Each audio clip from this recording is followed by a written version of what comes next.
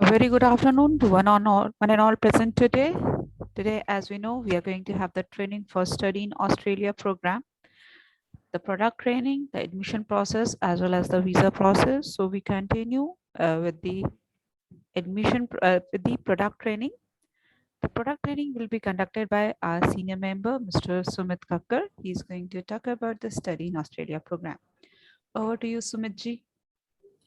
Uh, Thank you, Neja ji. Am I audible? Yes, sir, you are audible. Okay, good. Thank you very much. So, welcome everybody to the Australia product training. So, I'll be covering about the Australia product, followed by the admission and visa training by my colleagues. Um, so, let me share my screen.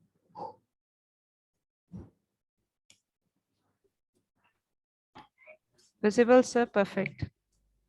Okay, good. So, so that's a very different country from what we covered earlier the last week. Um, we'll see there's a bit of more flexibility, more options, because mainly universities are involved here. And not very many people do Australia, so you would have a niche in that. Um, and yeah, so if you are able to understand, very easy country, and you can predict the results better than other countries. So globally, Australian education is very popular, and it comes in top three globally. So 25 years back, when we started this company, Australia was the first country we started with. So we started sending students to, and gradually we started other countries also. So I'll be talking about the country, the Australian education system, and then followed by admission and the visa process. So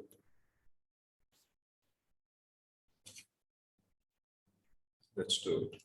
So these are the topics I will try to cover today about Australia, why Australia is suitable for students, part-time work rights as a student when I'm allowed to work part-time, how different is it from other countries and how advantageous.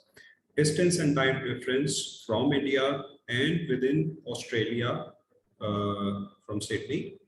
Popular study destination, Australian education system after 12th class, how it looks like, how is it similar or different from India. Post-study work visa. This is again very, very different and suitable, more suitable to students. That's how the map of Australia looks like. So here we have 6 states and 2 territories. So we have Western Australia to the left, Perth has the capital. Then we have South Australia, Adelaide is the capital, Queensland, Brisbane is the capital as you can see. NSW, New South Wales, Sydney is the capital. And then we have Victoria State, Melbourne as the capital and Tasmania with Hobart as the capital. So these are the 6 states, and then we have 2 territories, Northern Territory, and we have Australian Capital Territory with Canberra the capital. Canberra is also the capital of the Australia as a country. So huge country. Western Australia is closest to India, and we can see Sydney would be the farthest. Yeah, so you must have heard names of few cities more than others. For example, more popular among students are Sydney, Melbourne, also Brisbane and Perth. These are the 4 areas where students mostly go to, or they know the names of these 4 cities, very popular. Maybe they have their relatives, acquaintances over there. So another map of Australia, just showing various states. So that's how the Australia comes in the world map. Smallest continent, but one of the largest countries land-wise. And so it's decently close to India. You can see as compared to various other countries, US or Canada, which are quite far. So more approachable from India, and direct flights are not very long.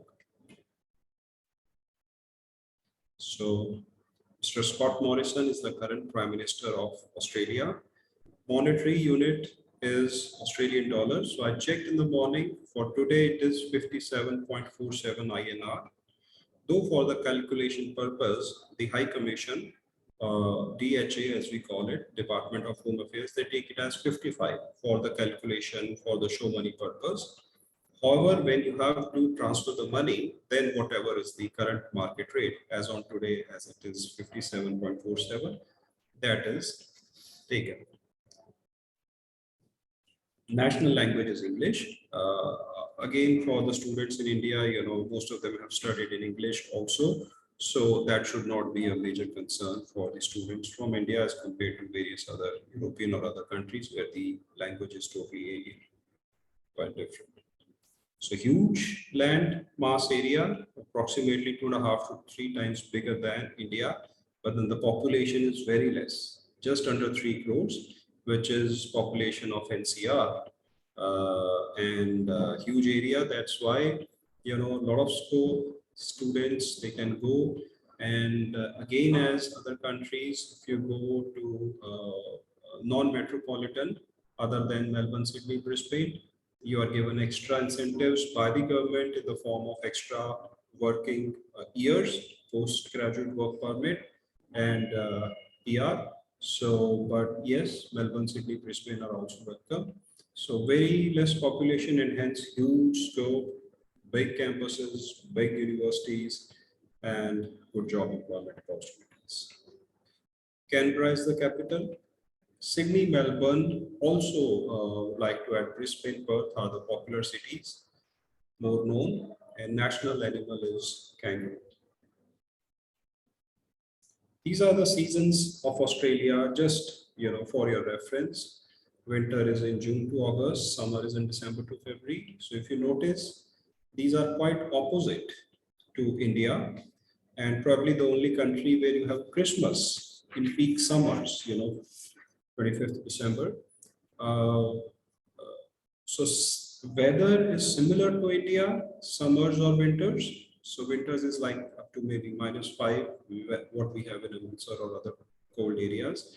And the summers would be like 37, 38, so quite similar to India, but in the opposite months. So more suitable weather-wise for students from India. So then various other countries, US, UK,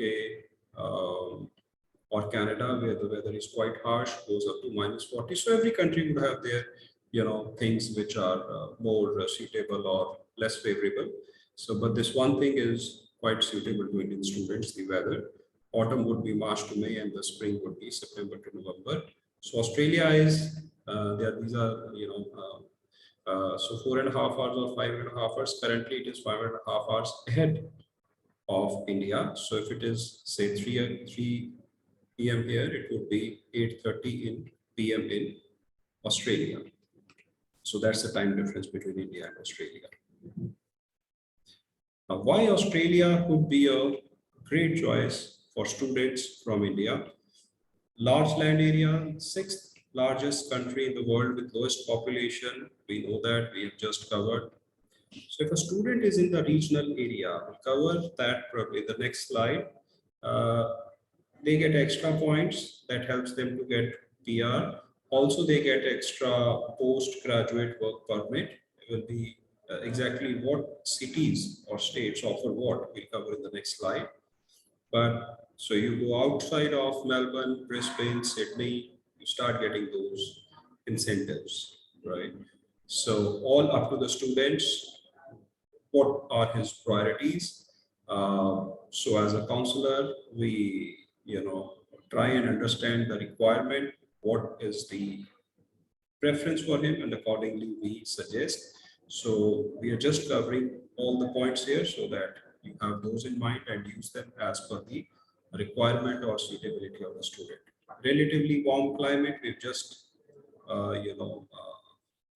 seen that in the previous slide. So more suitable to students from India, they are able to adjust better.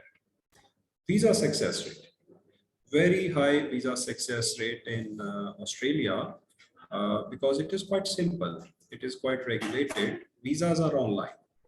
No biometric is there as in various other countries at the moment. So no need to visit VFS. Through immigration, we as a company, we have our own registered login IDs.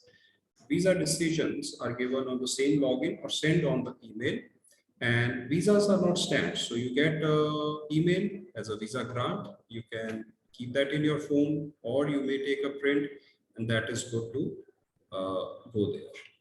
So no sticker, no stamping on the passport. So that's how the system is quite simple. Everything is online, very quick. Post-study work visa, very different aspect. So in fact, now it is 2 to 6 years. So I will cover in detail in the next slide. Safe learning environment, very important from parents' point of view. And here safety does not only refer to education system. So as parents of especially, I would say 12th class students, who just turned 18 in most of the cases, they are generally concerned about students' safety, their welfare. They're going to a new country, new education system. But whether it would be safe, so Australia has turned out to be friendly in all these aspects. So accommodation, which is another important point, there are multiple ways. You can live in the hostel, you can live in the homestay, you can live in the apartments, right? So homestay is something very interesting. There are families which are approved by the police, by the university, and they have the rooms are available. Again, as in other countries, you have a choice to live with a family. The details are available. The profiles are shared to live with a family, with a pet, veg, non-veg, smoking, non-smoking, and how many meals you want to take. So you participate, in their events, their cultural events, their festivals. You get to know each other, Australian culture, people, food. So you adapt quickly and in a better way. So that is one option of accommodation. Other is hostel, or after some time, 3 4 months, when students get more familiar over there, they become friends, and then together 3 or 4 students, they will take an apartment. So that's all optional, and also, if you want, so if you do not have relatives, nobody there, so once you get the visa, you can share your tickets, you can request university for the pickup. So they are there at the airport because they know your ticket and everything, where you would arrive. They are there with the placard, take you directly to the university campus. Once you spend a couple of weeks there, you become quite familiar, about the transport and everything. So all these system, they exist because international students are coming from so many different countries. It is a very, very multicultural.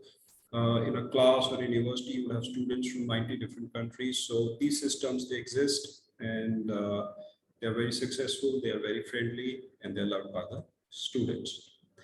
Part-time job, as a student, you're allowed to work 40 hours here per fortnight, as compared to various other places where countries 20 hours per week. So 40 hours per fortnight is more flexible, more friendly to you. I would like to, explain that in detail in two types of situation. For example, so in 2 weeks, I'm allowed to work 40 hours. So how is that better than 20 hours per week? For example, in the first week, I'm a bit busy because I have my exams, assignments, or somebody has come over. So I was not able to work 20 hours in the first week, maybe 5 to 10 hours. So I have 30 hours left, which I can work in the second week, and I can go up to 40 hours in a fortnight. Or a situation too where I know in the second week, I have my assignments to submit, deadlines, I have my exams, or I have a holiday plan, or I'm going home. So in the first week itself, I can work, more, so that in 2 weeks I can, follow that ceiling of that upper limit of 40 hours per fortnight. So that flexibility helps the students. Examinations, English test is compulsory, but very flexible. IELTS, TOEFL, PT, all are equally acceptable. So by now we know that these happen weekly. So for PT is more flexible. It happens every week at many centers. Sorry, every day. You just need to have a passport, and again, approximately 15,000 rupees per test. But the results are very quick, just in 2 days, online result. And so sometimes students are able to, if they are not able to, get score, requisite score in arts, they get in PT. So that, one more flexibility is added here. So totally up to the students. So just, the idea to convey is here is that, so a lot of flexibility is there in Australia, and all goes to the benefit of the students, and of course to the advisors and to all of us in this industry as well. Multicultural environment. So, I got a chance to be there twice, for 2014, 2018. So universities, they invite their contracted associates, consultants. So it is called a familiarization trip. For in 1 week, they show various campuses, various faculties, students, so details about the university. And so in that group, we were, people from a group of 40, but people from 25 different countries. So all those consultants, but we could see students from so many different countries over there, very, very comfortable, and be friends with each other very soon. So very, very multicultural, and that adds to our horizon and, our acceptability to the population globally, or we become more multicultural, something we don't happen to get much in India, because if we are in one state, we have students from that particular state only most of the time. But here we get a chance to experience multicultural environment. So this is what exactly I was talking. So if we see that for three major cities, Sydney, Melbourne, Brisbane, if I do a bachelor's here, now bachelor's, since Australia and India were a colony of UK, way back, so follow similar pattern. So most of the bachelors are 3 years, but engineering is 4 years. Or dual degrees if you want to take, for example, BA plus BCom or BBA plus BIT, things like that. A lot of options exist. Then you can do dual degrees in 4 years. So if I do a bachelor from Melbourne, Sydney, Brisbane, I get a 2-year post-study work visa or postgraduate work permit. But if I do a master's, I get a 3 years. If I do from few of these cities, these are called regional centers, I get a 3 years post-study work visa after bachelor and 4 year after master. But if I do from rest of the Australia, I get 4 years after bachelor, and I get 5 year after master, and I get 6 year after PhD.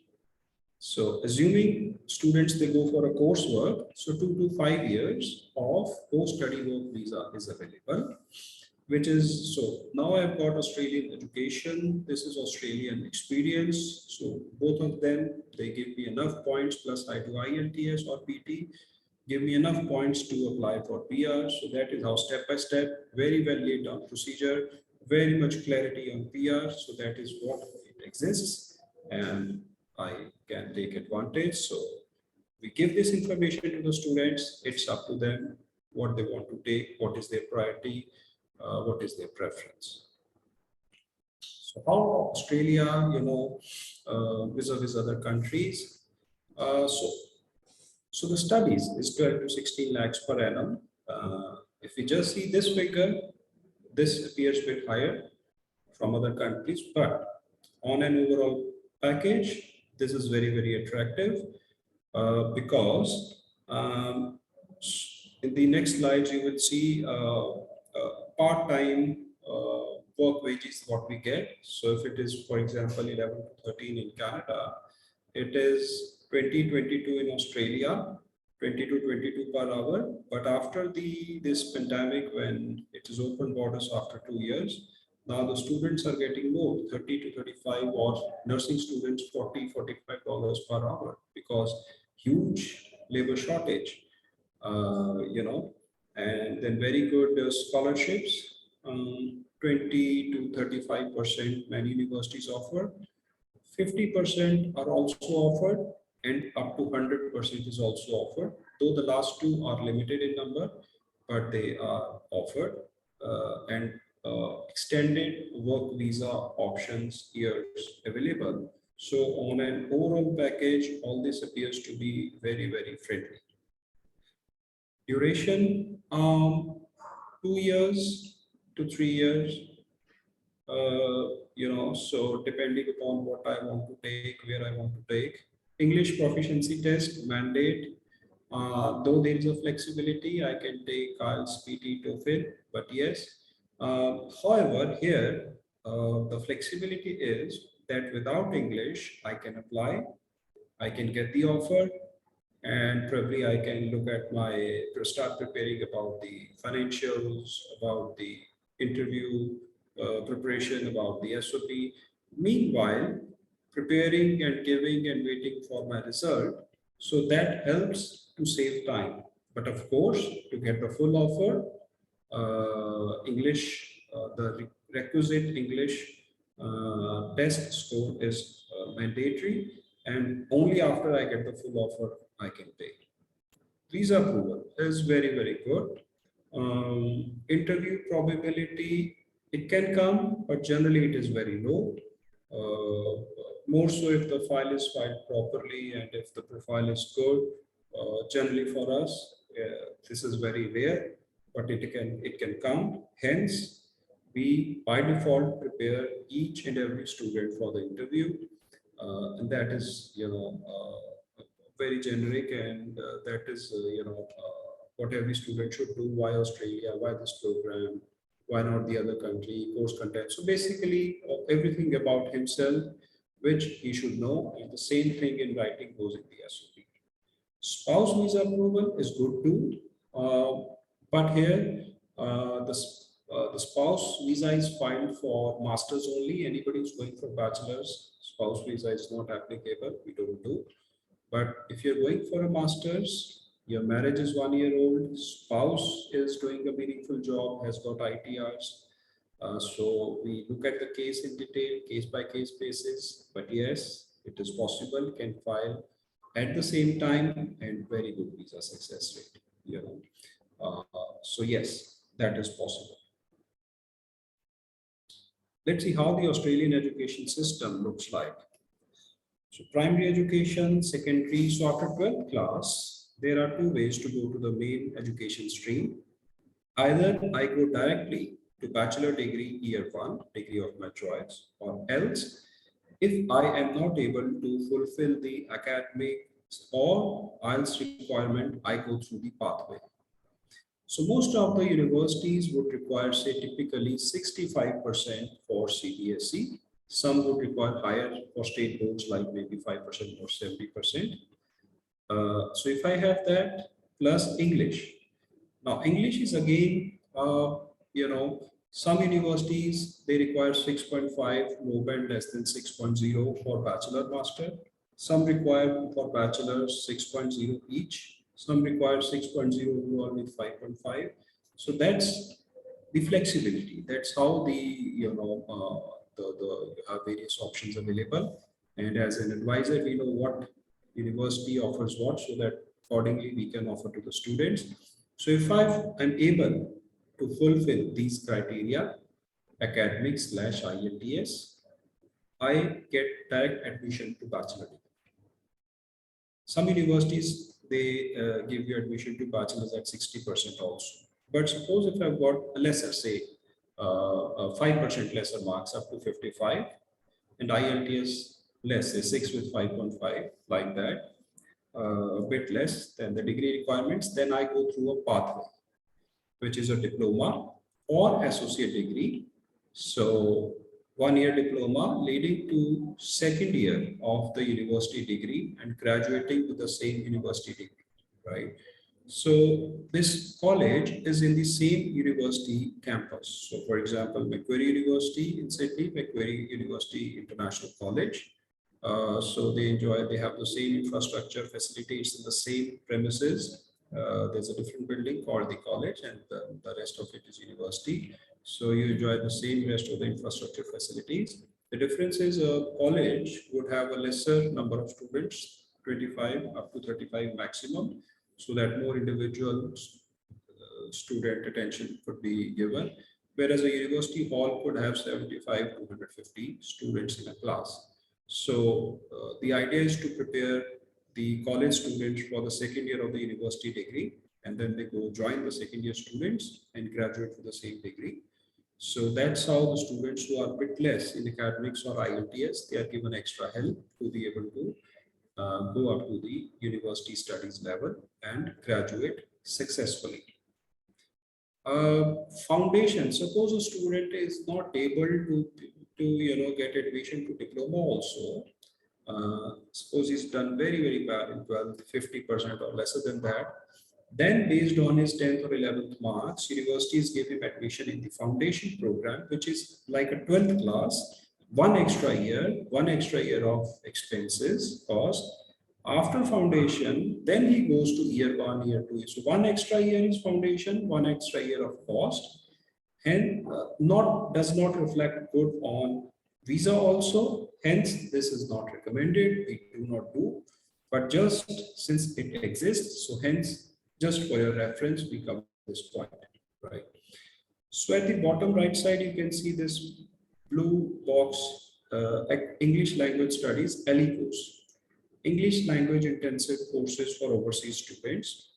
So again, student who's not able to fulfill even the diploma requirement, they are given extra English, extra time, extra money, extra English. So once they complete or successfully clear the ALI course, then they are given admission into the diploma or the university degree. Again, this does not reflect good on the visa, hence it is not recommended.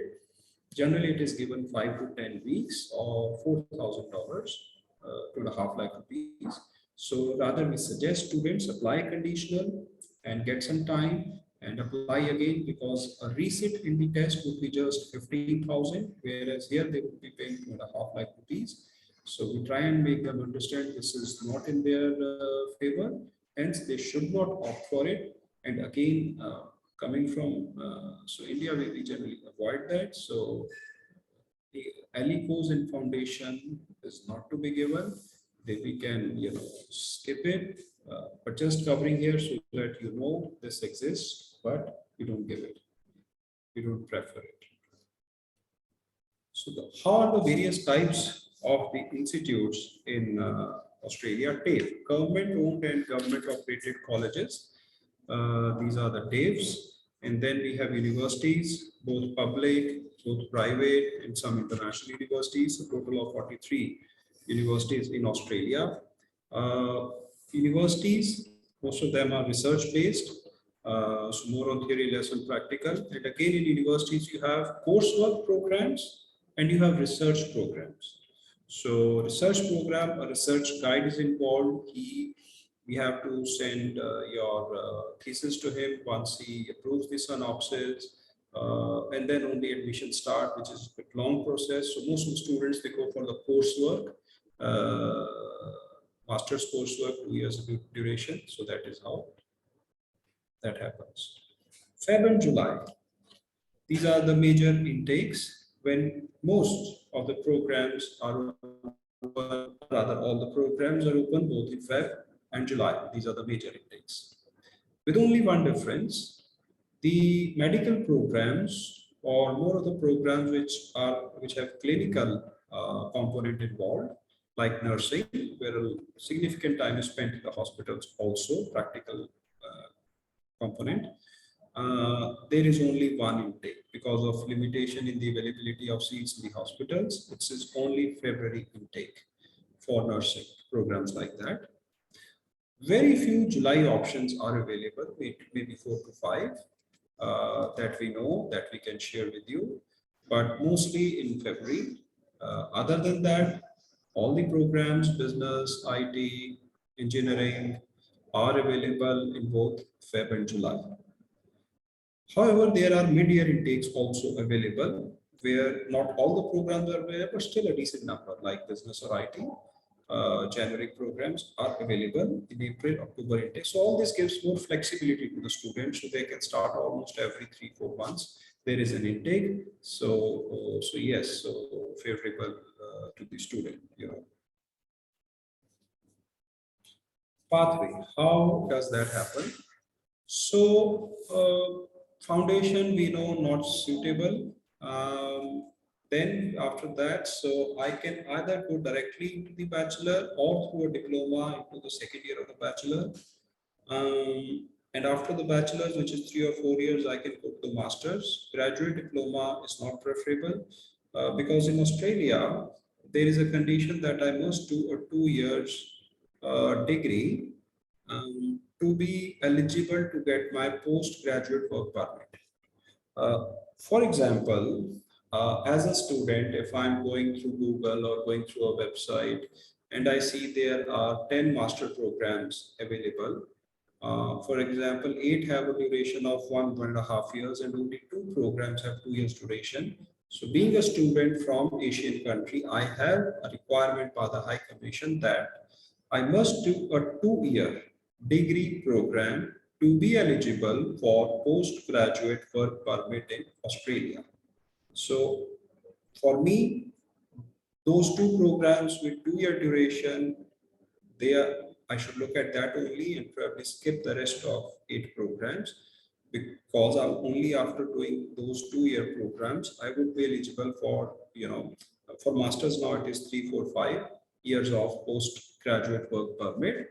Otherwise, for 1.5 years, that is not available. So that is one thing we must keep into mind, that 2 years of degree duration of my studies is a must to be able to get PGWP and subsequently PR.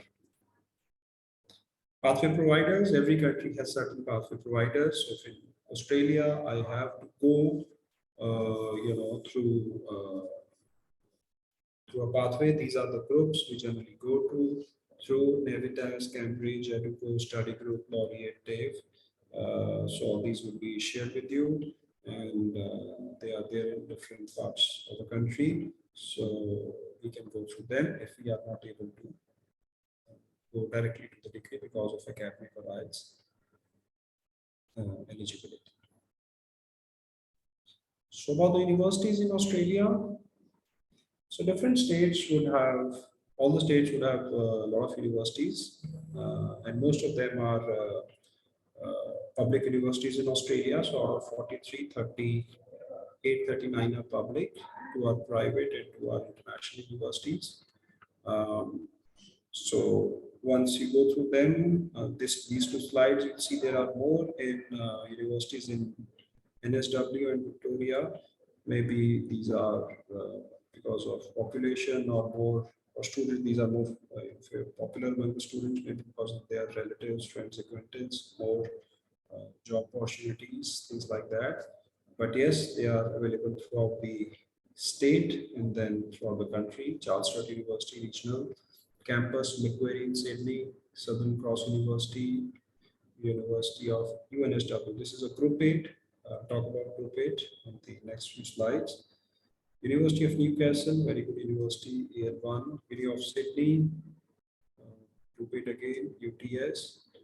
Western Sydney University and University of Wollongong. Wollongong is a city 90 kilometers from Sydney, 1.5 hours approximately.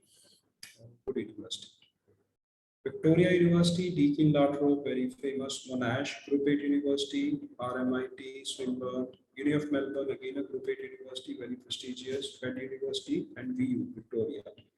Then Northern Territory, also Western Australia is becoming, is also very, very popular. Curtin University, very famous. Edith Cowan, Murdoch, University of Notre Dame, UWA, again a Group 8 university. South Australia, we have UNISA, as we call it, University of South Australia, University of Adelaide, again a Group 8, Flinders, Tasmania, Australian Capital Territory. So you see most, so NSW and Victoria have more number of universities than other states.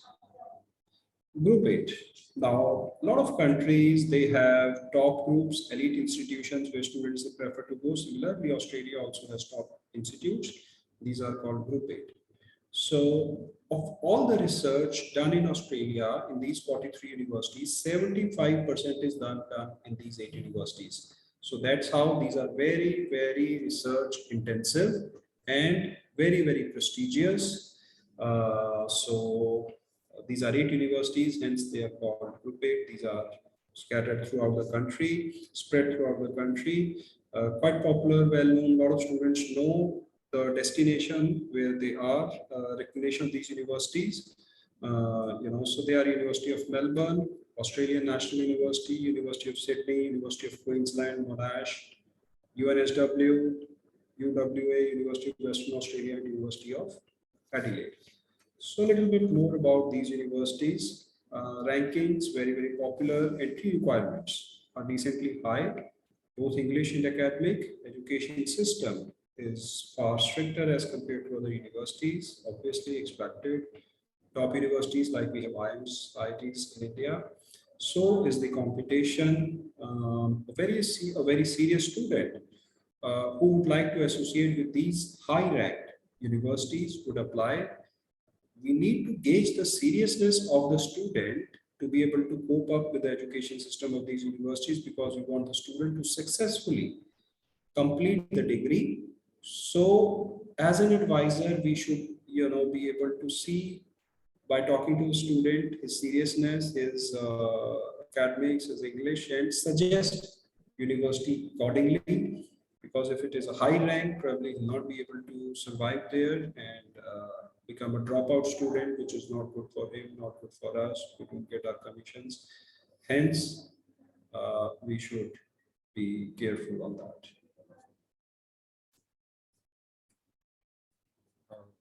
Okay. So Uni of Melbourne, it is one of the top public universities in Parkville, Australia, ranked 41 in QS Global World Rankings. So we will see, not only these are high ranked in Australia, but globally. Most of them, they come in top 100 universities in the world. Australian National University, it is a world leading center for education and research, ranked number 1 in Australia and 22 in the world. Uni of Sydney is one of the top public universities in Sydney, Australia, ranked 40 in Global World Rankings 21. University of Queensland is one of the top public universities in Brisbane, capital of Queensland, ranked 46 in global rankings. Monash, very popular, 64th globally in THE ranking, and also in other rankings, as it says. University of New South Wales, Sydney. It has a research community of more than 8,000. It is equal first on the 2019 academic rankings.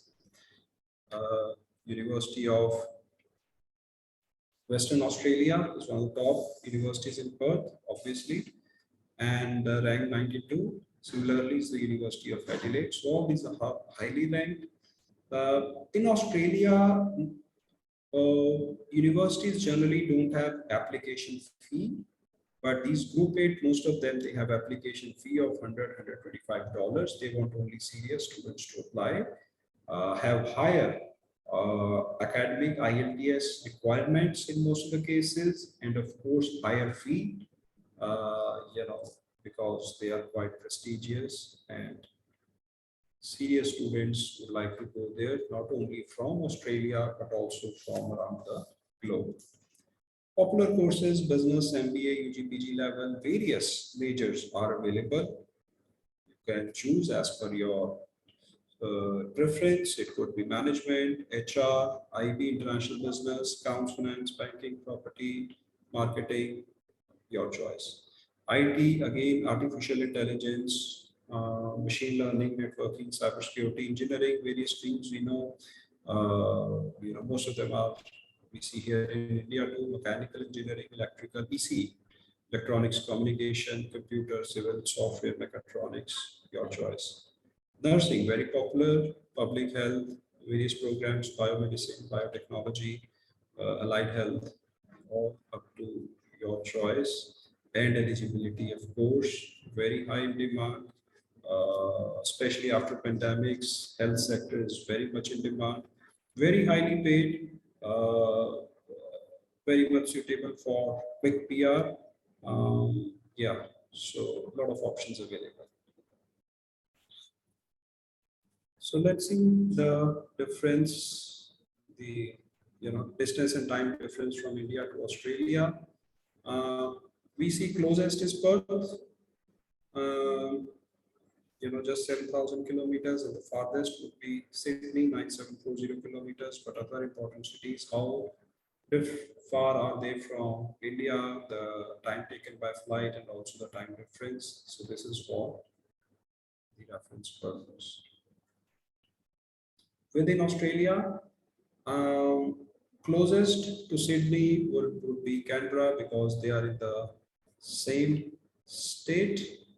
Uh, and farthest would be Perth because totally uh, the farthest city, approximately 4,000 kilometers. How they fare by distance taken by flight or by the car, by the road, and also in terms of kilometers. So chart stats for a reference purpose. Because it is suggested, even we do after 12, 15 years of experience, we have a map of Australia with us. It's easy to explain to students. It's there on the table all the time. Yeah, you can take a printout, color printout in E3. Sometimes the student would say either I want to go to Perth or Melbourne. Then we have to explain him, show him these are the two opposite, distant cities in Australia, and so that's how far they are. So we make them understand, uh, you know, uh, the distance and everything, and so what should they do? So similar to the so they should either take Perth or the other areas closer to them. At least they should be aware that what are they referring to. So all that would help you in counseling students better. Lifestyle in Australia, how the student expenses they do, just a chart to understand different expenditure in a student life, like accommodation, transport, food, drink, entertainment. PCA accommodation is one of the major uh, expenses, more so in the metro areas than others. Uh, Food and others are not very expensive. It's just Perth where food is a bit expensive, but the other areas it is very well, it is decently priced. And so the main expenses they happen in all the, as expected, accommodation and most in the metro areas. Food. So parents should not worry about the food availability in Australia. So veg, non-veg, everything is available, not a concern. Food courts are there, Indian restaurant, a lot of Indian restaurants available, North Indian, South Indian, groceries, you can cook your own food. It takes just a few days to get familiar and where to purchase from. Coles open day till late night. So food is not at all a concern. Not everything may be of the same flavor, but they are available and they are not expensive. They are decently reasonable, decently priced, and very good quality available. So I've been to various stores or the grocery shops, so onions and all that, very good quality and not expensive. So again, a stat to for your reference. Part-time work rights. We talked about them, but just to cover here again, as a student, you're studying in a diploma, bachelor, or a master degree, 40 hours per fortnight is what is available. When the classes are in session, when the classes are not in session, it's a public holiday, guested holiday, official breaks, you can work full time. Currently, when there's a huge shortage of labor, this capping of 40 hours per fortnight currently is not applicable. Uh, also for 2 months, they were reimbursing the visa fee also, which is $630. Probably they may extend it, but that as per the latest update, it was till 20th of March. Students landing in Australia in these 2 months, ending 20th of March, were being reimbursed the $630 visa application fee as well. So just to give you an idea, that's how much in demand in Australia the students currently are. as it is opened after 2 years, and also how much shortage that currently this 40 hours per fortnight capping is not applicable. So the wage rate you're seeing in the slide 19 to 23 was existing before pandemic, but after this, as I mentioned earlier, it has gone from 30 to $40 per hour. Post-study work visa, it is unconditional. So you've done your bachelor, you get for 2 to 4 years of post-study work visa. Irrespective, you've done it in arts or humanities, social sciences, IT, law, engineering, nursing, health, whether you're a top grade student or just passed, so applicable to anybody who successfully completed the education. So everybody can take it. And so since Australian government has updated it, so please don't see these 2 years. So now it is 2 to 5 years. And both the first and the second step, that is your Australian education and Australian work experience, helps you to get enough points to apply for PR. Very well laid down procedure. So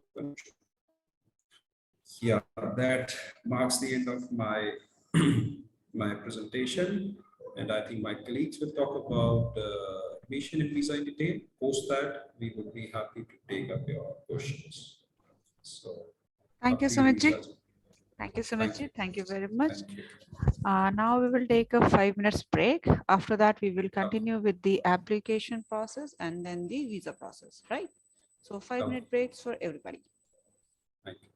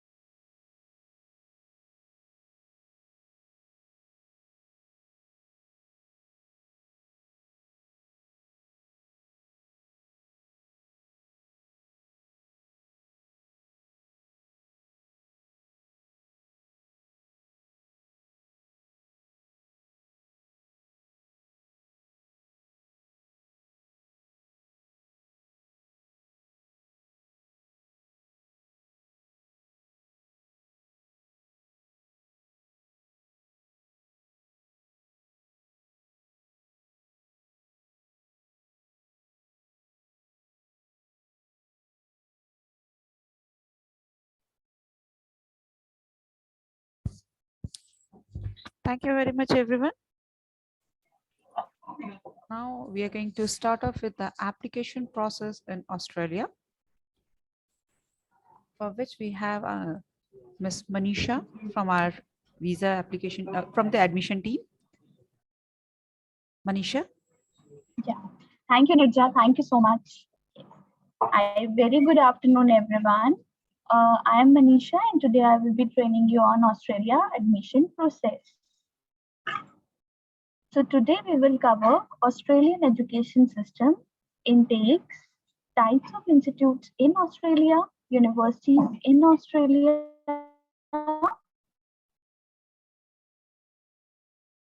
entry requirements, pathways, English language program, process flow, admission protocols, and then we will have question answers round.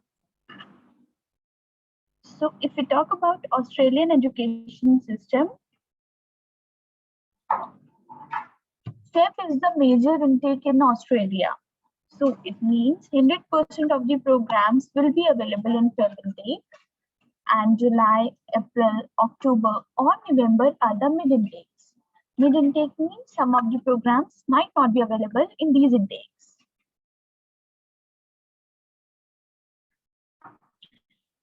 So if we talk about types of institutes in Australia, they have TAFE institutes, which are government institutes. And the full form of TAFE is Technical and Further Education. So if we talk about the number of universities, private, public, or international in Australia, so there are around 38 public universities, 3 public universities, and 2 international universities. If we talk about TAFE diploma, they are practical based. So it means 85% will be taught in practical based only. If we talk about universities, they are research based, that is more on theory and less of practical. If we talk about entry requirements, at undergrad level, a student can apply either for a foundation, diploma, associate degree, or a bachelor degree. So foundation is around 8 to 12 months. The duration is around 8 to 12 months. Diploma is 1 year. Associate degree is of 2 year. Bachelor degree in Australia is either 3 or 4 year. So if we talk about PG level programs, a student can apply for PG diploma or a graduate certificate or master degree. So for PG diploma or graduate certificate, the duration is 6 months to 1 year, and the master degree duration is 1 to 2 years. Master degree can be of 1 year, master degree can be of 1.5 year or 2 years. But it is always suggested that the student should apply for 2 year of degree program to get a post-study work visa over there. Otherwise, if a student will study 1.5 years of duration of program, then there will be no PSW and he has to come back to India. So if we talk about 3 package offer letter, now by 3 package offer letter, I mean to say that if a student is not meeting the entry requirements and he applied for foundation in that from visa point of view, Sorry to because interrupt you, yeah, Manisha. Your voice is cracking in between. okay, let me just repeat. Check your network, please. Okay.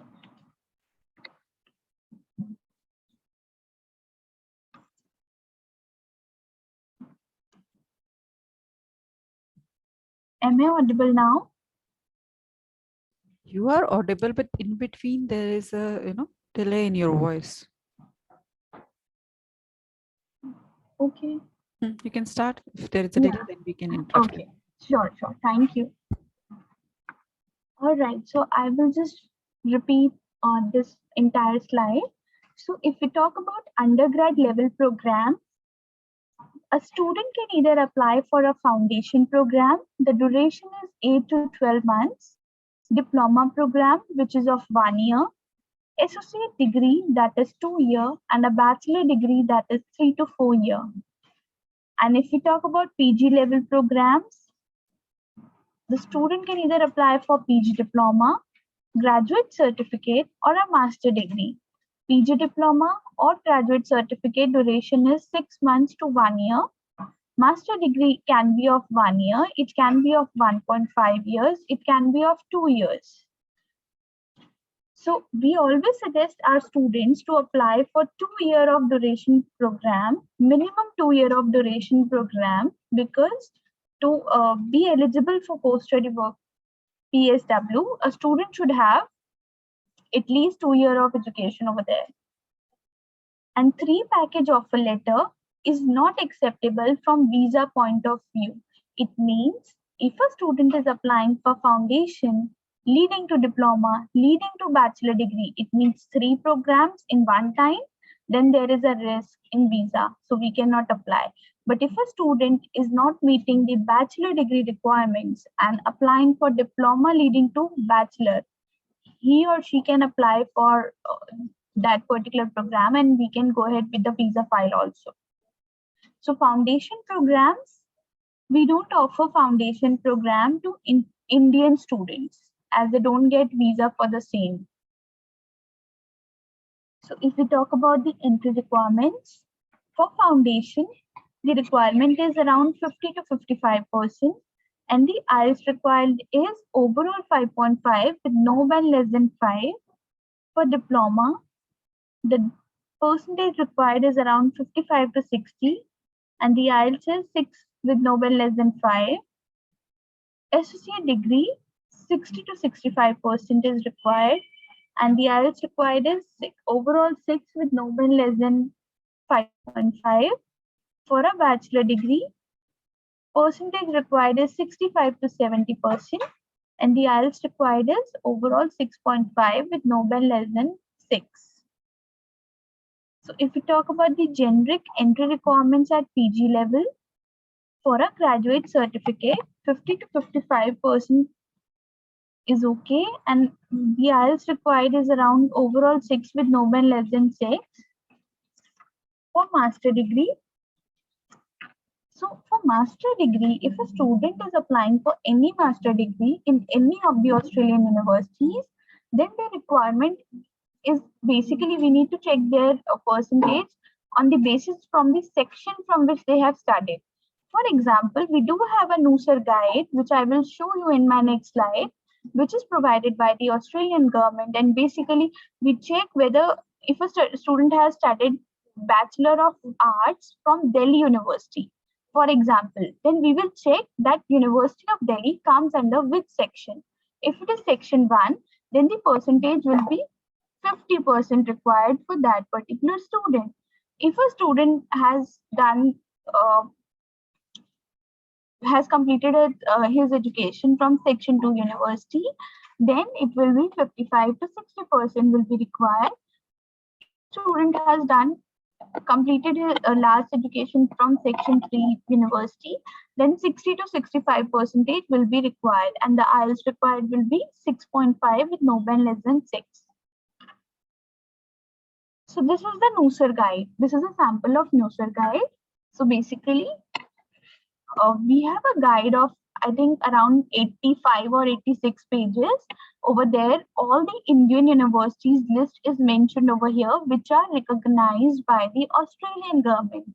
Okay, so for example, if a student has completed any program from University of Delhi, then we will check the NUSER guide first that university comes under which section.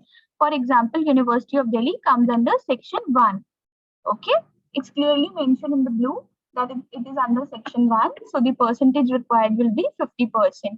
And in the same way, there is one university, University of Engineering and Management, which is in Jaipur, but this university comes under section 3.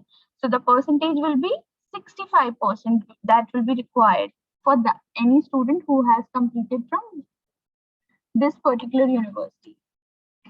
So if we talk about pathways, pathway is a term we use to refer to the different ways as you get into a course. For example, if a student is not meeting the entry requirements for bachelor degree, in that case, he can apply for diploma leading to bachelor. And in the same way, if a student is not meeting the English requirements in one band, in that case, they can apply for LE course leading to bachelor or master degree. So over here, diploma leading to in diploma leading to bachelor degree, diploma will act like a pathway to bachelor degree program. And over here in the next sentence, as I mentioned, that LE course leading to bachelor or master degree. So LE course is basically English language. A student will study English language course over there. So if a student is not meeting the English requirements, then they will be given LE course leading to bachelor or master degree. So they will first study English course over there, then only they will study bachelor or master degree. So if we talk about types of pathway at undergrad level, foundation, diploma or associate degree can be offered. For PG level, graduate certificate, PQP or MQP can be offered. So now pathway programs for master degree are PQP. PQP full form is post-grad qualifying program and MQP is master's qualifying program. So both the terms are same, just the name is different. For example, in A university, you can get this program by the name of PQP, and in B university, you can get this program by the name of MQP. But this means one and the same thing. So PQP or MQP basically is a pathway only for business and information technology programs. Only for business and IT programs, and that are offered by few universities only. I mean, this pathway option is provided by few universities only, which is Deakin University, Edith Cowan University, Griffith University, and Western Sydney University. So the percentage required for PQP is 50%, and the IELTS required is overall 6.5 with no band less than 6. So by this, I mean to say, if a student has applied for MBA, is willing to apply for MBA program, because this program is a pathway, PQP or MQP is a pathway for business and IT program only, right? So in that case, if a student is willing to apply for MBA program and the percentage required for MBA is around, let's say 65%, okay, but the student has scored around 55%, and in IELTS, he is meeting the requirement that is overall 6.5 with no band less than 6. In that case, the student can apply for PQP leading to MBA program. Okay. So if we talk about pathway providers, Navitas, Cambridge Education Group, EDUCO, Laureate Group, TAFE are the pathway providers. So now we do have some examples over here of some Navitas institutes. Curtin College is a pathway for Curtin University, and Curtin College comes under Navitas. Deakin College is a pathway for Deakin University, and it comes under Navitas. In the same way, we have mentioned a list of Navitas institutes, the list of institutes which comes under Navitas. Now, if we talk about types of English proficiency test, so IELTS, PT, and TOEFL are acceptable by Australian universities. The validity of all these tests are 2 years. IELTS is on a scale of 9, PT is on a scale of 90, and TOEFL is on a scale of 120. So I have attached some samples of English proficiency test. On the left hand side, it's IELTS, in the middle, it's PT, and on the right, it's TOEFL. So what if I'm not meeting the English language requirements? then the student can apply for ELICOS. So what is ELICOS?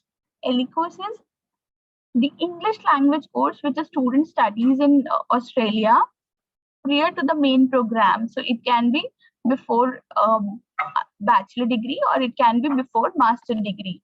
So the maximum duration which we can offer for our ELICOS is 10 weeks. If a student will get beyond 10 weeks, then the visa chances are very less. So if we talk about application assessment factors, it can be assessed on a basis of the GT can be assessed on these factors. For example, GT basically is genuine temporary intent. And if a student is having any sort of gap, then you need to provide us SOP, that is statement of purpose for the same. If a student is married, then it should not be more than 12 months. So basically, I mean to say a student should be at least marriage should be at least 1 year old. If a student is applying after 6 months of marriage, then we have to wait till 1 year because that is the requirement of the universities also. Immigration history. If a student is having any previous visa rejection or a visa from any country, then please provide the immigration history to us along with the visa stamp at the time of application only. If we talk about background, education background is very mandatory. If a student is from arts background, they cannot apply for a science stream program. So please make sure whatever program the student is willing to apply for should be as per the background or should be matching the background, whatever he has applied earlier. So if we talk about work experience, if a student is having any work experience, then please provide us appointment letter, salary slip, salary account statement, relieving letter, experience letter, form 16, that is ITR. In case of gap, 3 to 4 months of gap is acceptable. But if a student is having a gap of 6 months plus, then in case proof is required. It can be SOP, it can be evidence. So for married cases, only 1 year old marriage is acceptable, that too at PG level. No married cases are acceptable at PG undergrad level. So anyone who is just 12th pass and willing to apply, anyone who is 12th pass, got married and now willing to apply to Australia, we cannot apply for those students. But if a student is already a graduate and now willing to go for a master degree program, married also, then we can apply. So if any female applicant is applying for Australia, then husband should be at least equally educated, or I mean to say equal graduation should be there. If a husband is 12th pass and the wife who is going to Australia is going for master degree, then it is a GT concern. Once the university has finalized from your end, please add the application form along with the documents on CRM. So for undergrad application, documents required are completely filled application form, 10th, 12th mark sheet and passing certificate, English proficiency test and passport copy. So for a PG application, documents required are completely filled application form, bachelor degree mark sheets and bachelor degree passing certificate, backlog certificate if any, 10th, 12th mark sheet and passing certificate, English proficiency results, CV, SOP, work experience documents if applicable, and passport copy. So for spouse cases, marriage certificate, spouse documents, which is academics or work experience, and passport copy if available, then please provide us at application stage. Assign the application on CRM. Kindly upload all the documents in one PDF if possible. If everything looks fine, we will process your application within our turnaround time, that's 48 hours. And if anything is pending, we will update you within this turnaround time only. Once the application processed from our end, Then the university will take their own good time to process the application further. A student can get either a conditional offer letter, unconditional offer letter, or a rejection letter. So the student has to meet all the conditions. Then only he will be able to get unconditional offer letter, submit financials to the visa team for assessment. Student interview to be scheduled with HO, it means with us only. So basically, once the student will receive unconditional offer letter, you need to send the financials to our visa team so that they can check the financials of that particular student, whether everything is completed from your end or not. And if any document is pending, they will update you regarding the same. Also, you need to get the student interviewed through us, because whenever we will send those financials to the universities later on, they will also interview the student. So first we will interview, and if we will face that this student is prepared for the same, then we will just ask you to let us the suitable day and time for the university interview also.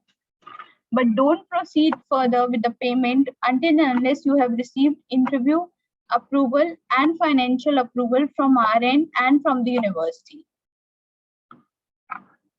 So once the financial or payment approval is received from the university, the student pays the tuition fee and OHSC. So that is overseas health cover, which is mentioned in the offer letter.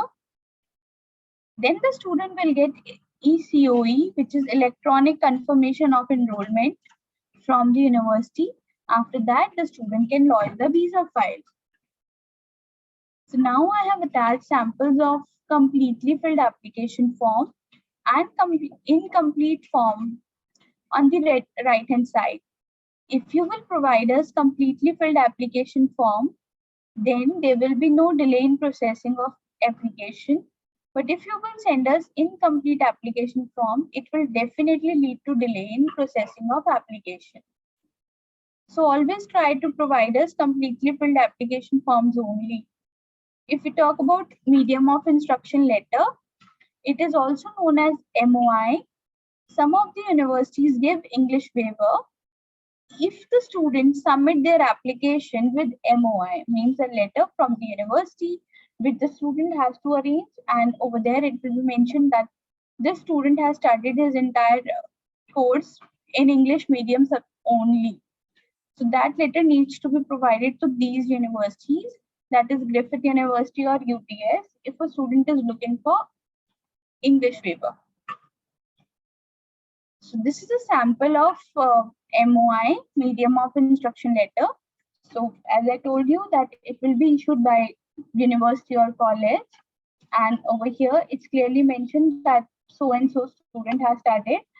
The program name the program name will also be mentioned, and in English medium only. Now, what is a backlog?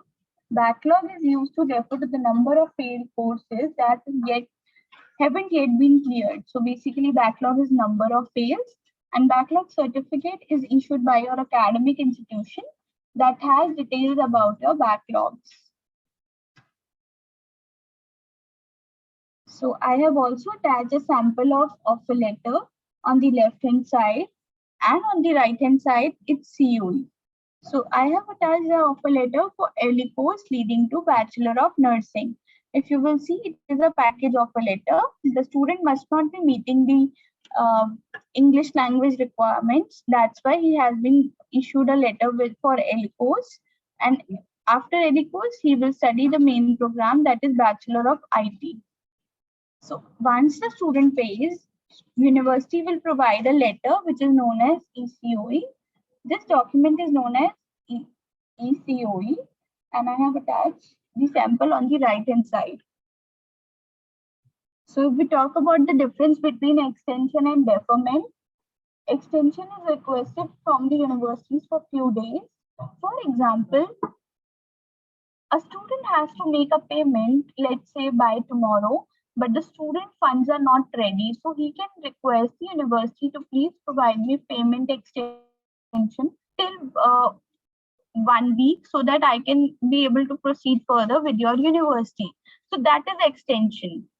And if we talk about deferment, let's suppose I have applied for Feb intake, but due to some personal reason or any reason, I am unable to, fly for that particular intake only. So what I will do, I will request the university to defer my case for the next available intake, which is July.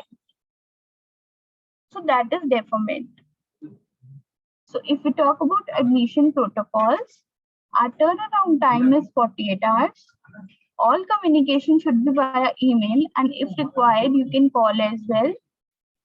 It is very important to acknowledge all the emails and updates sent by the admission officer. All applications should be uploaded on CRM to avoid any delay in assignments. Try to upload all the documents in one PDF, and file size should not exceed more than 8 MB. It is very important to update us whenever you will submit any new document or upload any new document on CRM, as we don't get any pop-up regarding the same. The contact details and email ID mentioned in the application form should be valid and of the student only. So credit card details wherever required, wherever universities are having application fee, then you need to provide us the credit card details for the same. So if you want to check any particular course, let's say Master of Nursing, whether it is available in Australia or not, you can simply click on this link and it will give you options wherever nursing program is available. So I'm done from my side. Now I will ask Shubhodhi to continue. Sorry, I will ask Nazneen to continue with the visa training. Thank you, Manisha. So good afternoon, everyone. My name is Nazneen and I'm the visa manager in MapMy Study. And today we will be going to have a training session on the Australia student visa. So let me just start sharing my screen. I hope it's visible to everyone. So today we will be covering the points that is included the visa process, funds calculation, visa and financial documentation which has been required for the lodgement and assessment. So before that, let me just quickly run through with the key pointers to remember for student visa. So very first requirement, that is the English test, as informed by Manisha, is one of the basic requirement to apply in any university. So any of these tests, that is IELTS, TOEFL, PTE, are valid for Australia student visa. So student can opt any one of these tests and get the valid certificate for these, and you can process with your application. Second is visa lodgement. So visa lodgement is an online process done through an INI portal of an Australian High Commission. So the process will be done by us only, as we are the authorized agent. So we will be doing the all lodgement for Australia. For every country, basically we will be doing the lodgement, but specifically for Australia, we have our own official portal for the lodgement. Processing time. So normal processing time for Australia student visa after the lodgement is 4 to 6 weeks. But as in the recent circumstances, it may take more than that. Dependent visa and spouse visa, dependent visa, spouse and child. So Australia has the provision to accompany spouse and child along with student. So student, spouse and child can apply along with the student. They will be granted the visa of the same duration as a student. Spouse gets an opportunity to work full time, whereas students will get 40 hours per fortnight. That is as per the law. Important points to remember for dependent visa, that is marriage should be minimum 1 year old. Student applying for postgrad and above can apply with a spouse. So no undergrad student can apply, take spouse along. So the next is CRM, as informed that we have a common platform for uploading the documentation, where we all can see the compiled list of what all documentation has been provided at visa and admission and counseling state. So in this, you have an provision to upload and financial documentation as well, which will be trained later on by Mr. Ranjan. So for this thing, it's just a platform where you can upload the necessary documents where we can see and check. But just make sure that when you are uploading the documentation on a CRM, it should be clearly scanned and should be properly labeled. So if you're uploading, let's suppose an ITR of a father, so just name them that father ITRs or mother's ITR, passport copy of student. So that we will be able to know that this document is particularly for this thing only. Now coming to the biometric process. So for Australia right now, in India, we don't have this provision, but for Nepalese and Bangladeshi citizens, there is a process of biometric after the lodgement. Immigration and travel history need to check all visa, travel days, entry and exit and refusals when students come for the counseling. Just check the original passport of the students while counseling. So to have a look on each and every page that there should be no stamps or any any kind of unusual stamps. If you see, just ask student about the clarification. Medical test. So here for Australia, medical test is also one of the requirement which needs to be completed after the lodgement. So student has to contact any of the panel physician to get their medical test as been asked by the DHA. Coming to the funds, which is a very important part for Australia visa. So funds calculation and funds acceptance. So funds calculation will be for 1 year. So in this link, you can find the list of financial institutions which are acceptable by the High Commission. So funds can be accepted in the form of education loan, savings, fixed deposit, etc. Income of sponsors. So here for individual students, the minimum income we required from sponsor is 7 to 8 lakhs minimum. So it can be included like both parents combined income would be 7 to 8 lakhs, or individual parent income is 7 lakh or 8 lakh is upon the students sponsors. So on the basis of income, so Australia has a provision also that you don't require to show funds. They can also file the visa on the basis of income if their parents spouse income is above AUD 62,222. They don't need to show any kind of additional funds. In case of student plus dependent, then annual income needs to be equivalent or above, that is 72,592 AUD. And here the spouse income will not be considered because he will be accompany the student. Coming to the visa and other fee which is required for the calculation. So student visa application fee is 630 AUD. Application for dependent charges is AUD 470, and under 18, that is for child, is AUD 155. So categories which needs to be included during your calculation, that is travel, tuition, living, and if there are any age school child accompanying with the students. So for travel, student will be taken as 2,000, spouse also will be taken as 2,000 AUD, child will be 1,000. Now student tuition fee will be as per the offer or the ECO you receive from the university. Living student will be taken as 21041 per year AUD, spouse 7362, and for each child living is 3152. Now if there are any school age child accompanying the student, so they has to show their school expense, that is 8296 per year. Funds calculation process. So as Sumit informed that right now High Commission is taking the current exchange rate, that is 55 fixed by the High Commission. So here you have to calculate the 1 year tuition fee, OHSC, living cost of applicant, living cost of spouse if accompanying, living cost of child if is accompanying, include the travel cost for all students, spouse and child, total funds required, all of the above you have to add, then you will come to know what are the total funds requirement, subtract the paid amount, scholarship if any student got, and then you will get the actual amount which is required to be shown for the visa lodgement. Now coming to the visa process. So here in head office, we follow this process that we receive the visa file with all the required documentation.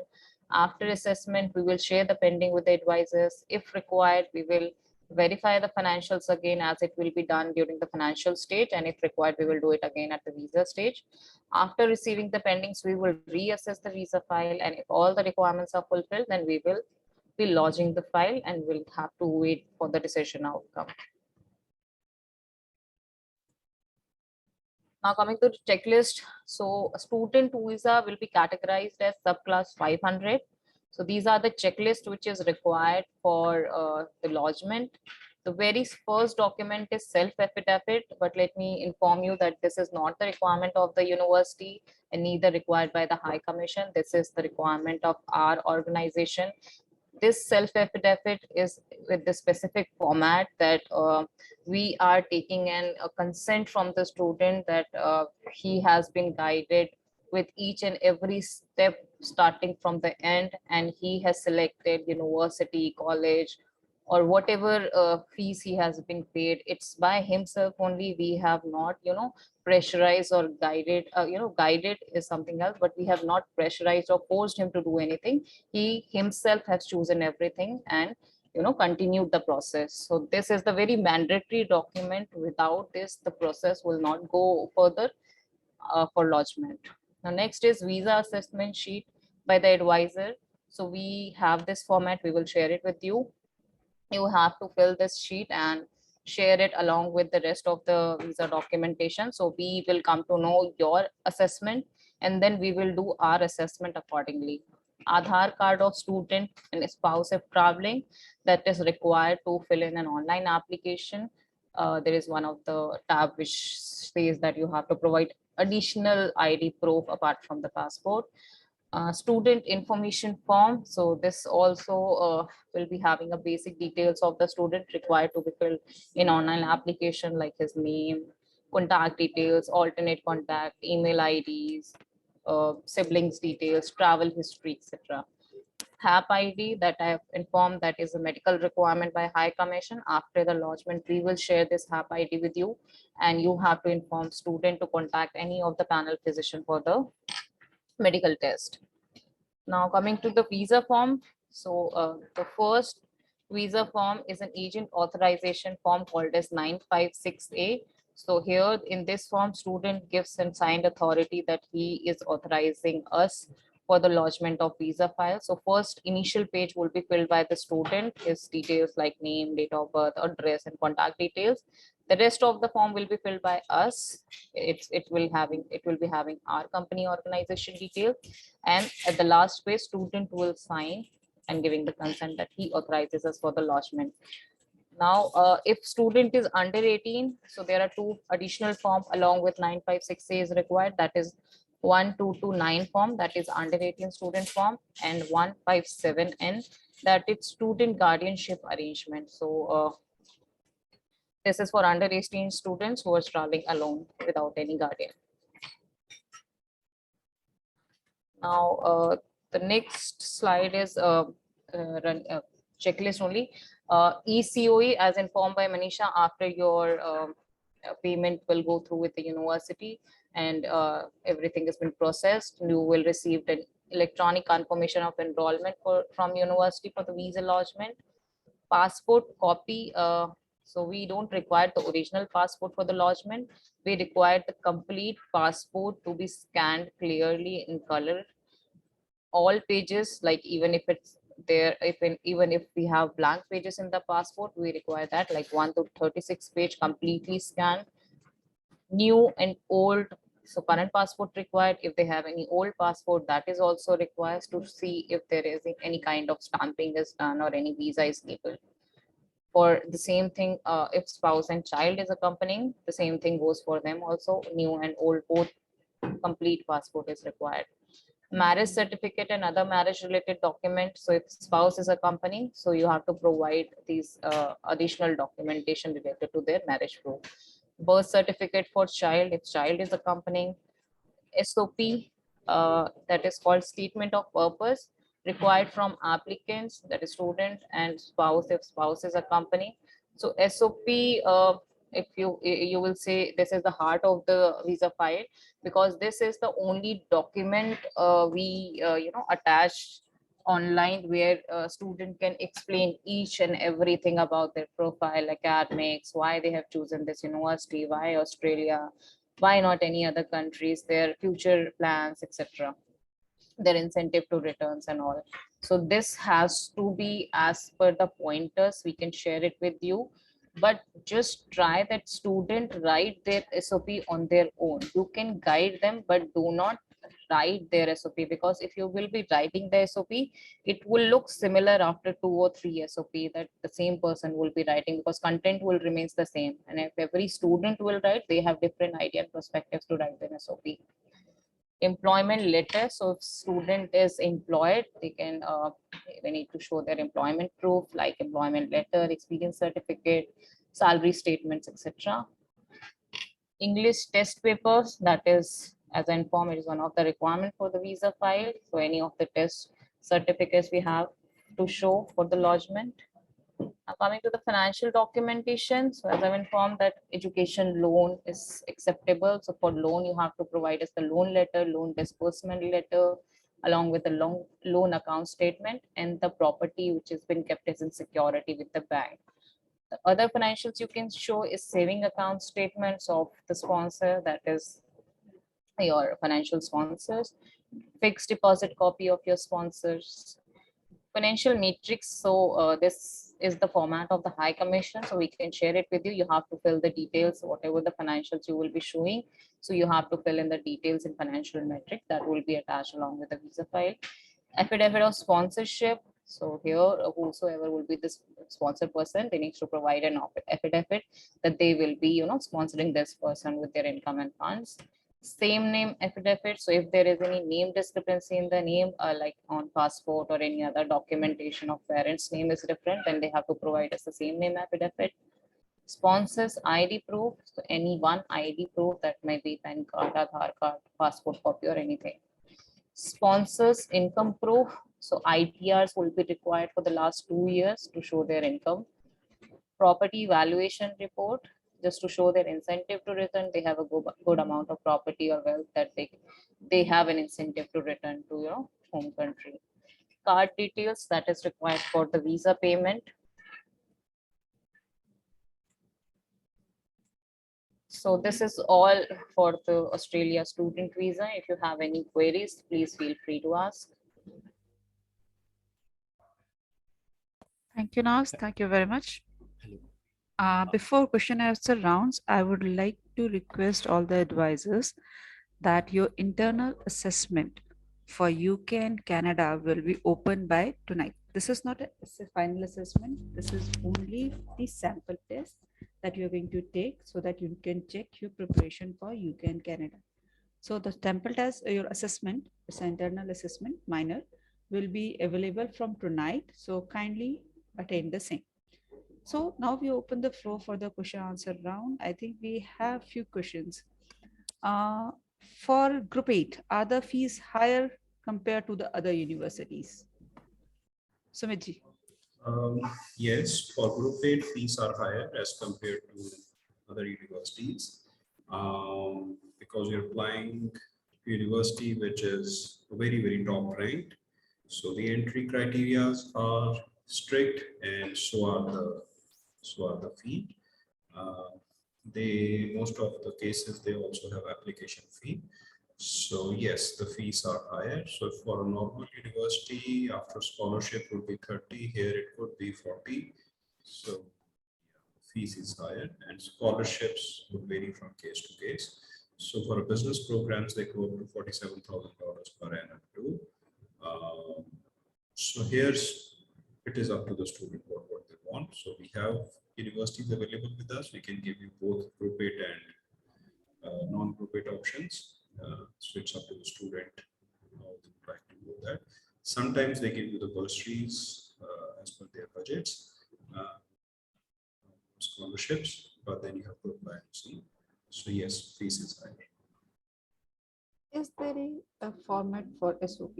As I think Nazneen has clearly said that the SOP is to be written by the student only.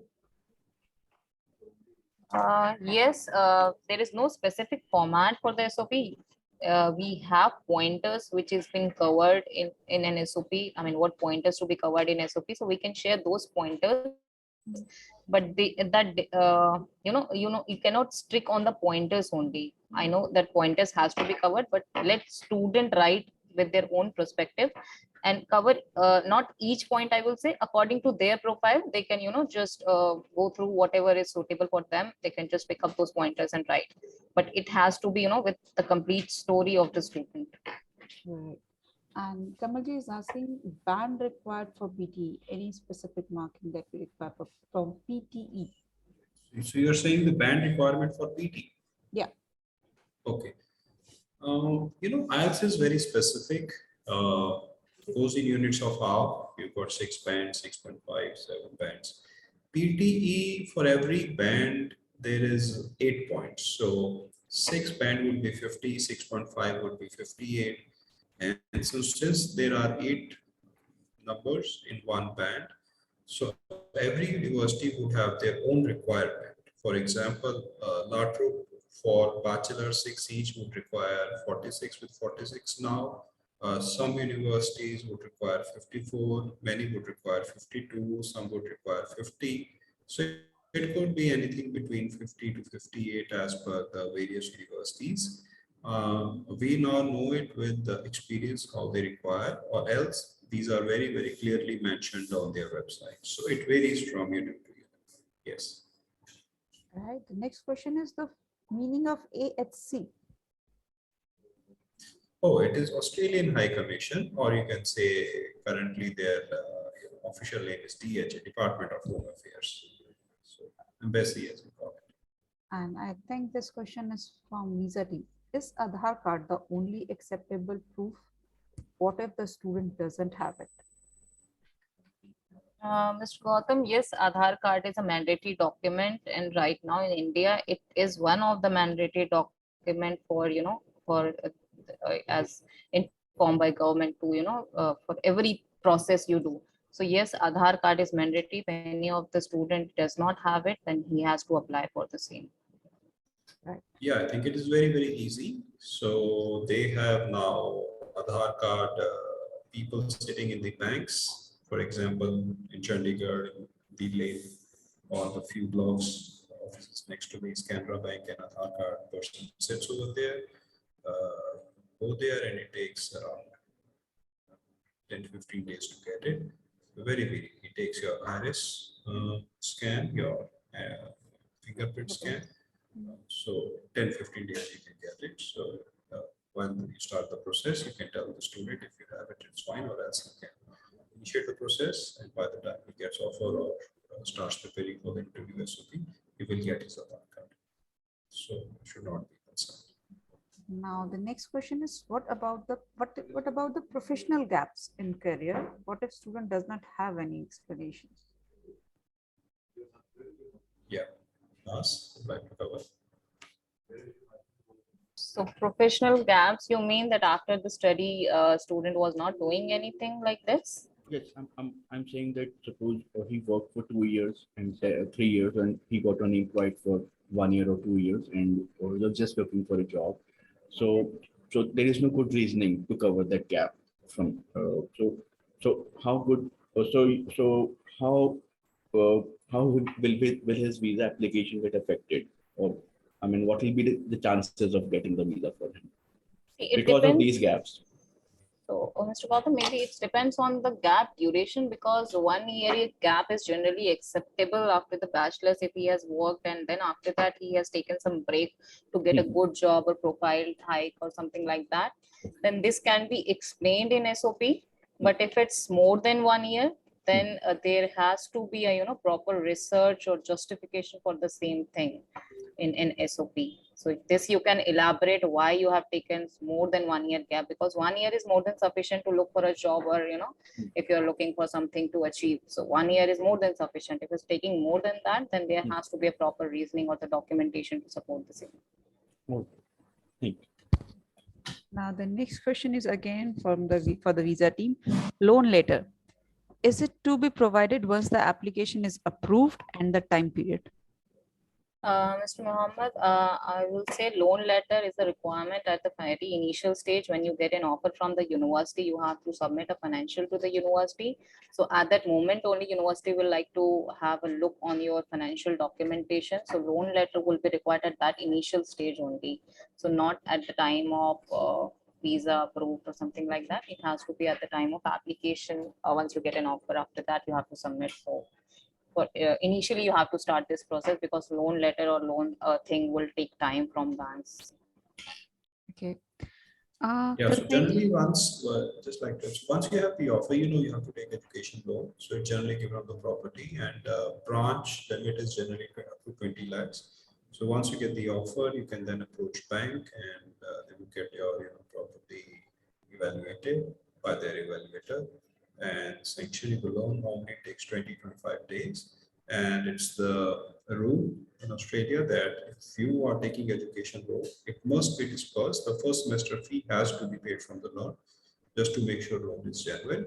So yes, so you should cater to that much of time. So it can take 20-25 days up to a month to get the loan approved.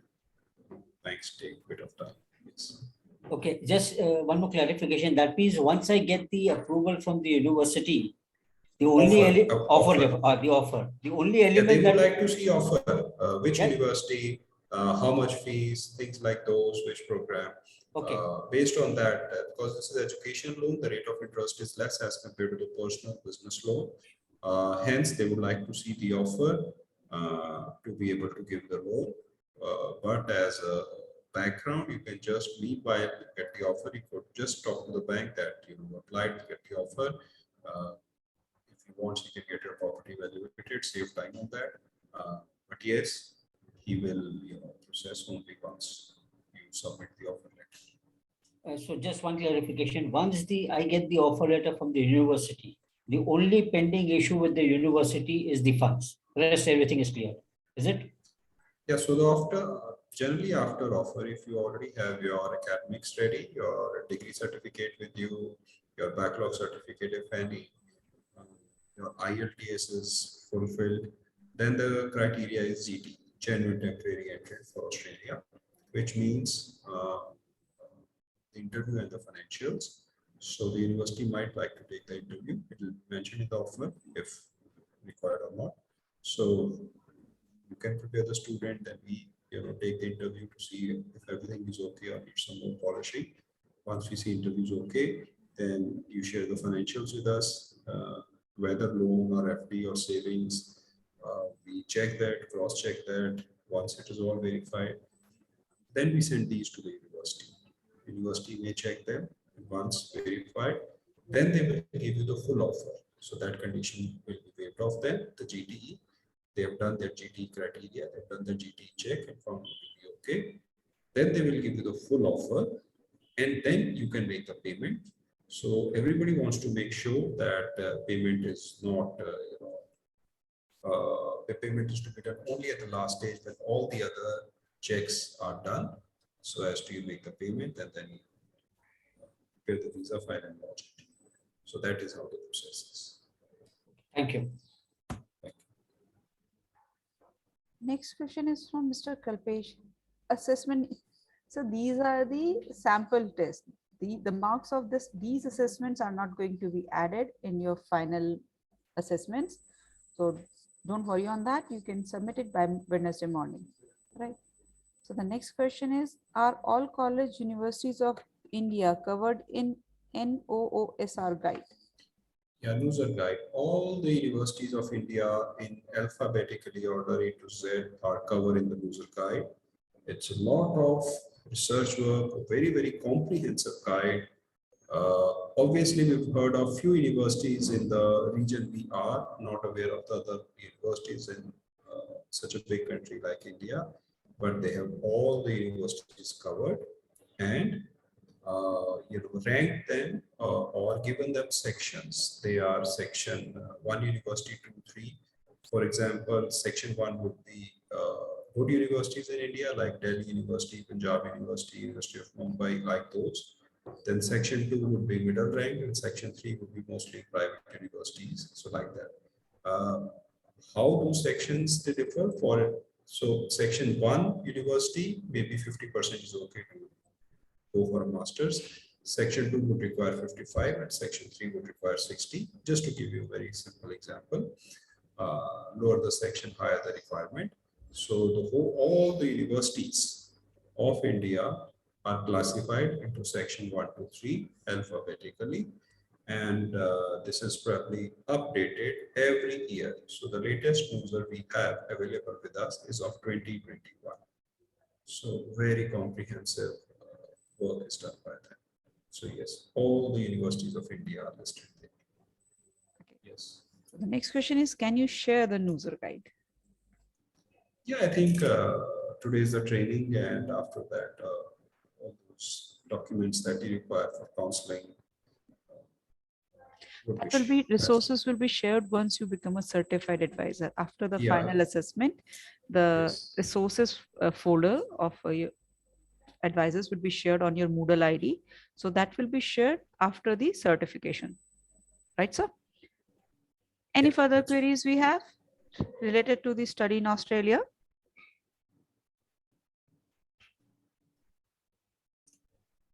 I think. Yes, I do have one query. Mhm.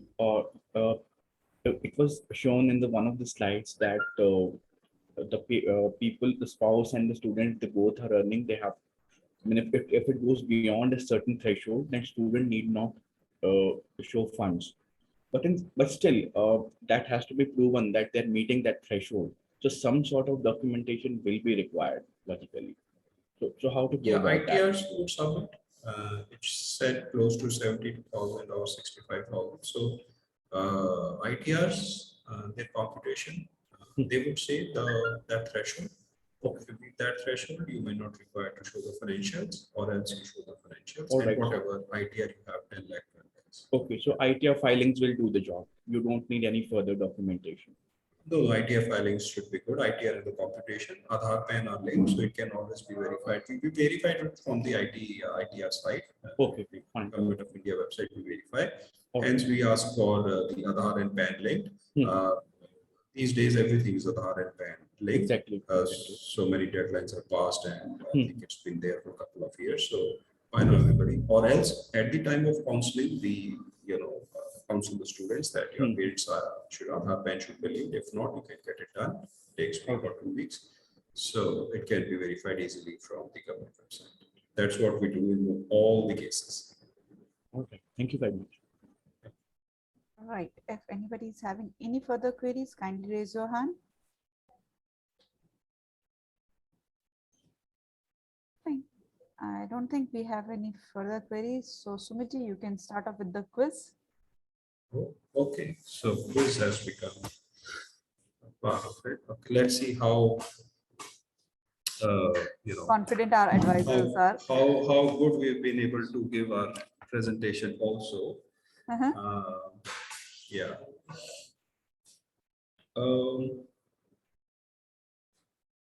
So how many states or territories Australia has? So Australia has 6 states, good, 6 states and 2 territories. Right, so that was a very basic question. Nas, would like to have the other question? Nas or Manisha, anybody can ask queries. Okay, so what is the living cost of spouse? Does anyone remember living cost of spouse? Right, correct. $7,000. Right, Simple question. Correct. So what is the student? Yeah, Okay, go ahead. please go ahead, sir. What is the dollar rate taken by the fixed by the High Commission for the funds calculation purpose? Yeah, that's good. Nas, go ahead. What is the normal processing time for Australia student visa?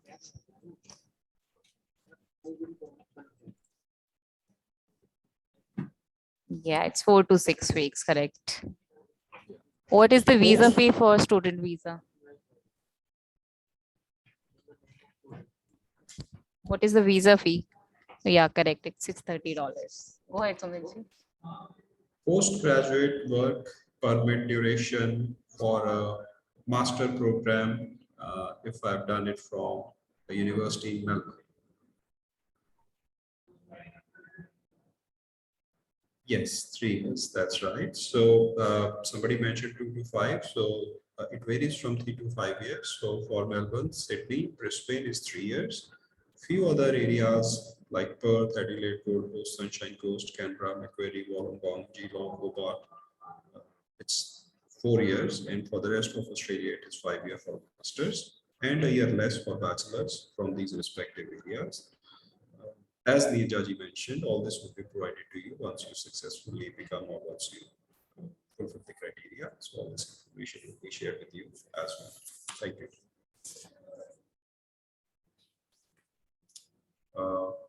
Part-time work rights. How much is that available while I'm a student in Australia? How much can I work as a student in Australia? Yeah, 40 hours. 40 hours per fortnight. 20 hours per week is for Canada, so it is 40 hours per fortnight. That's right. So what are the major intakes for Australia? 2 major intakes for Australia, Feb and July, and programs, particularly Bachelor of Nursing, available mostly in which intake? In all the universities, wherever it is available in February, yeah. And very few options that we'll share with you, say 4 to 5, are available in July too, but yes. Also, one more point for nursing as we are talking about it. So nursing, say it's a bachelor program. Bachelor's IELTS requirement is say 6 with 5.5 in some universities, 6 with 6 in some universities, or 6.5 with 6 in some. But for nursing, the requirement is higher. It is 7 each in all the universities, irrespective, because this is a requirement of their nursing council. So the percentage requirement remains the same. 65% you become eligible in most of the universities, 1265. But IELTS, since you have to deal with the patients of that country, so it is mandatory. It is very important that you understand English very well. Hence, 7 each IELTS or 65 each PT is mandatory to go for nursing. You may apply conditional, but this is a requirement that you have to fulfill, irrespective whichever university you go to or whichever intake you go to. But higher IELTS requirements, they apply. So just one point I wanted to. Yeah, thank you. Last, Alicia. Can we offer foundation program to Indian students? Yes or no? Very good. So can we offer 3 package offer, I mean 3 programs to an international student? Why can't we offer 3 package offer letter?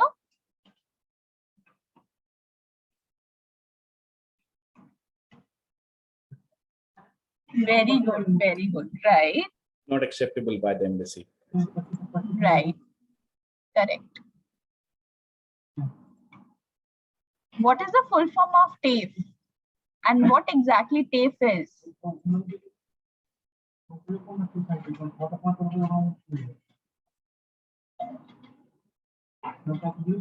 You remember the slide, types of institutes in Australia? Over there, TAFE was there. So what exactly is TAFE?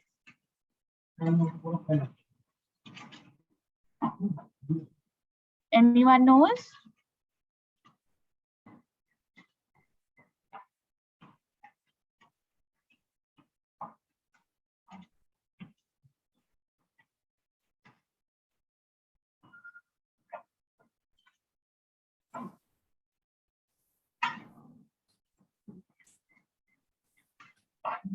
It's technical and further education.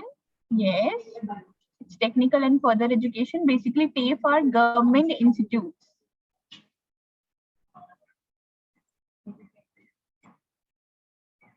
what is MQP or PQP? I mean, for which two programs MQP or PQP can be offered? Name the two programs. Very good, very good. Okay, thank you. Okay. So what is the capital of Australia?